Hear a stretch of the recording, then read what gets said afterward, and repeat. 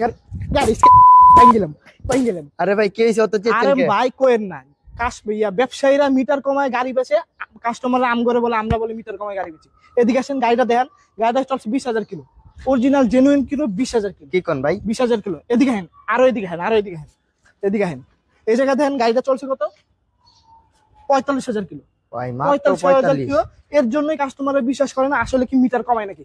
Metre কিন্তু কমানো হয় না মনির এন্টারপ্রাইজে। যেমন এটা 45,000 জেনুইন চলছে, ওটা 20,000 জেনুইন চলছে। দুইটার কন্ডিশনে দুই রকম, চালায় দেখবেন কোনটা আপনার পছন্দ হয়। এই গাড়িটা পেয়ে যাবেন মাত্র 3,45,000 টাকা, ঠিক আছে? এটা পেয়ে যাবেন 3,45,000। যেহেতু এটা কিলোমিটার বেশি চলছে, ওই গাড়িটা পাবেন 3,40,000 টাকা, 5,000 টাকা ডিসকাউন্ট, আরো 5,000 ডিসকাউন্ট, 3,35,000 টাকা। 45,000 কিলো চলছে, এত দাম থাকবো কেন? 3,35,000 টাকা। ওটা কিলোমিটার কম চলছে, তার জন্য ওটার দামও বেশি, 3,45,000 টাকা। এরপরের বার আর বলবেন না যে আমরা মিটার কমাই, মিটার কমাই, ঠিক আছে? তাহলে কিন্তু গাড়ি ঘুরি না না না ভাই ভাইঙ্গেন না।